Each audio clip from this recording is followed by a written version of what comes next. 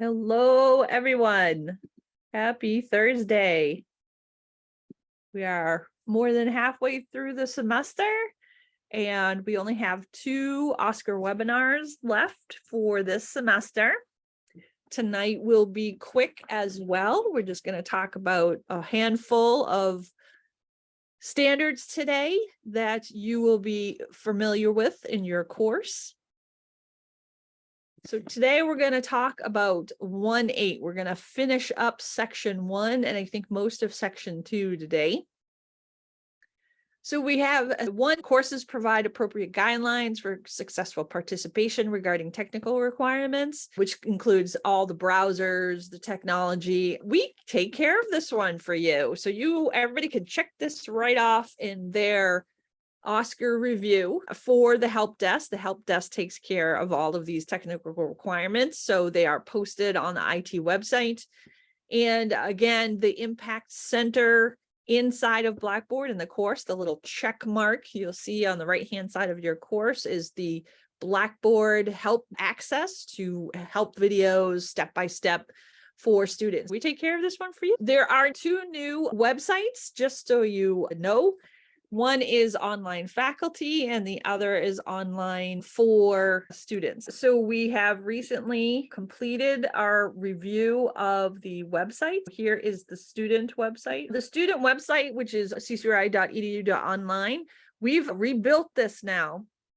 What's happening on the back end is online learning and technology is a new group we're forming. Chris is the executive director, and he's bringing the learning, the design center and CIT together. So now we're on the same team. Eventually you'll see the CIT pages disappear.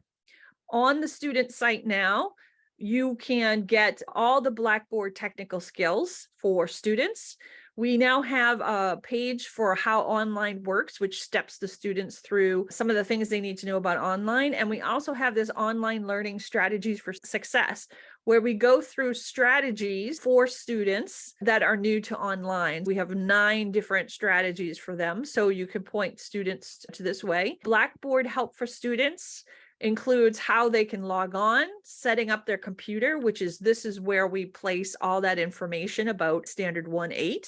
We have all the help link videos now from CIT are all on one. Respondus now has its own page for students, which also includes the introduction videos for Respondus and how to install. So instead of having to have all this in your course, so 2.11 and 2.12 require you to have all these sort of extra help videos inside of the course. Now you can actually point them to this page and it will walk them through the Respondus process depending upon their type of computer that they're using. So it's really handy dandy. We also have on this page mobile information for students using their phones.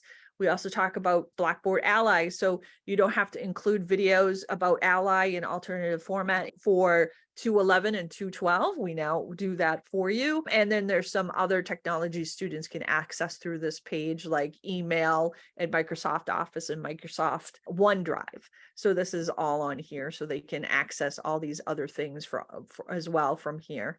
We also have a new faculty site. Online learning. It's divided into 3 sections. We have all of the technology services now available on these pages, our training, and of course, a resource teaching library that you can access. We also are now have a little news where you can learn about the new technology, instructional design and technical assistants that have been hired, Irina, Micah, and Christina. We're also posting a lot of information about AI and about things going on technically in online that are happening now. Instructional services is also great for you. We have all the Blackboard help videos now for faculty all on this one page. So if you're looking for something and can't find it, you can come to this page. We have a quick start guide for any faculty starting off with Blackboard, Blackboard mobile information. We also have all our accessibility information in one area.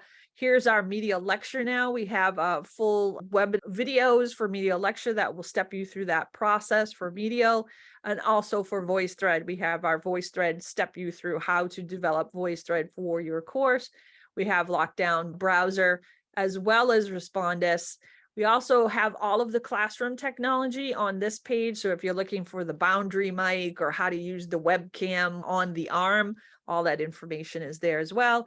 And we have some handy dandy things about any kind of bugs we know that are going on right now, what technologies with sport. And we made up this little chart to let you know each one of the technologies that we support, where do they fall under for teaching and learning? What is their actual function? So you can take a look at these pages as well. So those are the 2 pages that we are working on. You'll continue to see more of that happen in the future. It's going to be a great place for everyone to go to find out more. And it's also going to be a great place for you to fulfill, 1.8 standard, as well as 2.11, 2.12, and I think 2.13 that we'll talk about as well. So the next one is we want to talk about a little bit about designing for mobile for 8 as well.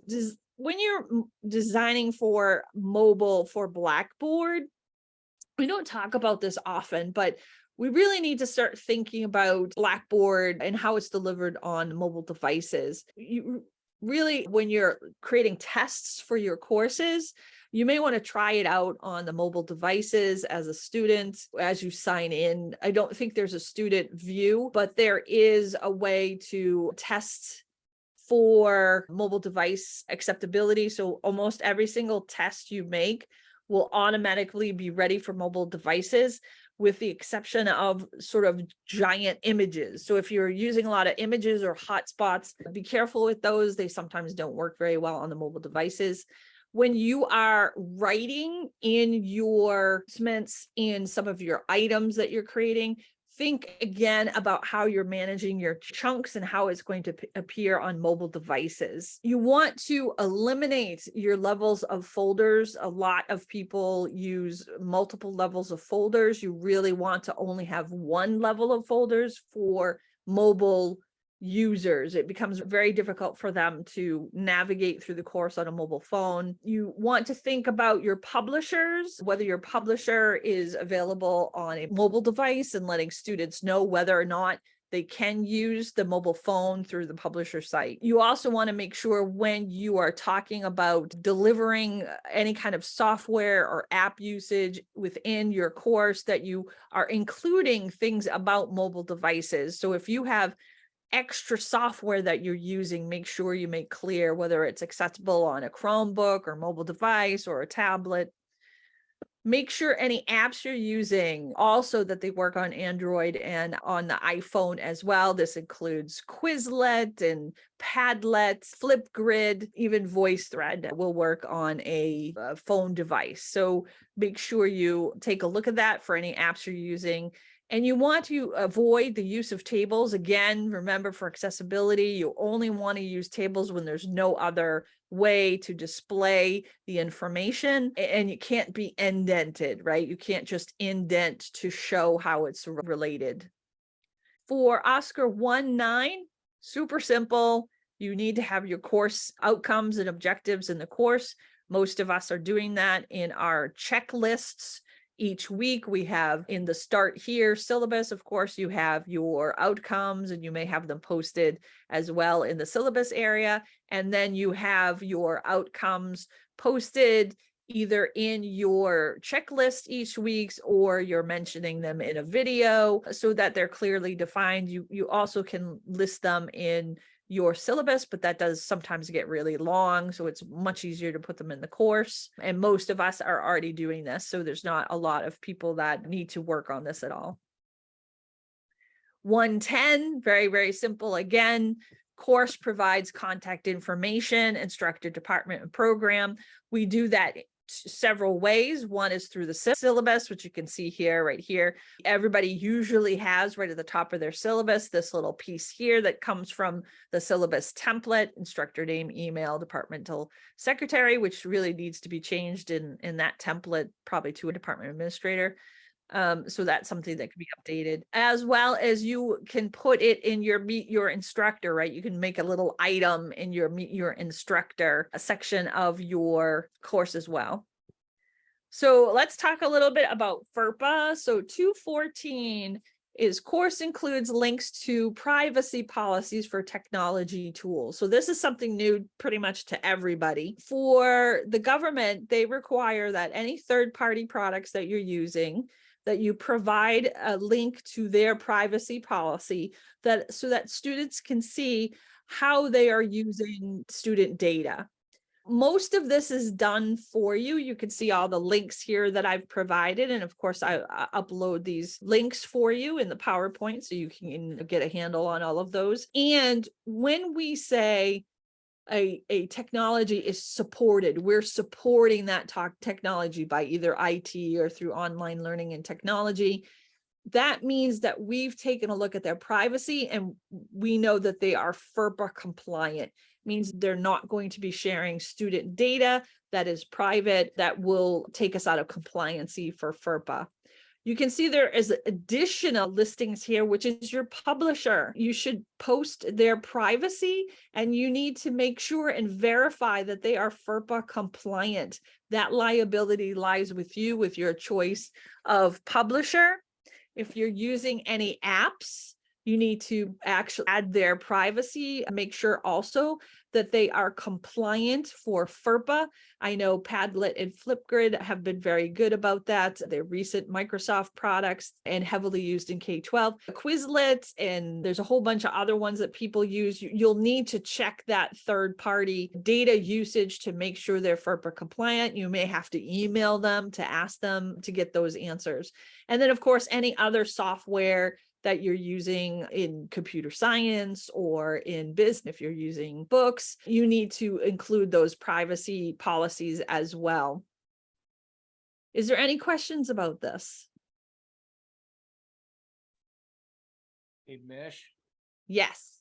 So what if on the publisher side, they're required to do that, to sign in?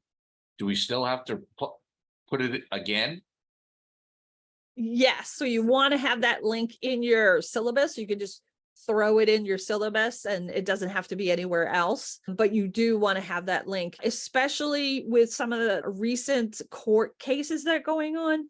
I know if you're using Respondus browser, you may have heard me talk before about a recent court finding that found that Respondus and other proctoring tools had violated the Fourth Amendment for privacy. So we are always updating these links for students with new information. We have had students ask us, where is these privacies, and what are they doing with my data? Students are getting very savvy to what's happening to their data in some instances. So you just want to make sure that you're pointing them to one of our pages for the privacy links, or you're providing those links in your syllabus.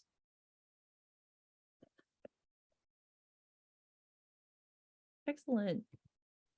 So we're going to jump right to 433, which is copyright. We have to be compliant with copyright. There has been some changes, not too recently, from publishers. Publishers now only allow one chapter to be shared with students. The first 2 weeks are free to dissuade you from putting up and copying chapters and putting up in your courses. So you definitely want to not put any additional chapters up. This also goes for any copyrighted materials that you use each semester. So one of the things, especially for courses that are adding journal articles, or if you've added poems or news articles, anything that doesn't fall under sort of publisher materials, you have the right to use that and put that in your course under fair use. However, recent court cases have shown that judges are less likely to give you a fair use waiver if you're using the one after the other, like every single semester, you're using the same journal article that you sort of downloaded and added to your course. In those cases, you need to contact the reference librarians and see if you can get permalinks for these articles to put into your courses so that you're covered on copyright. This also goes for artwork and music pieces as well. I know we have, JSTOR and Art Store and a couple of other ones for some of the sort of visual arts, music arts, performance arts. But if you're using them semester after semester, you need to go to the library and ask them how you can keep this in your course.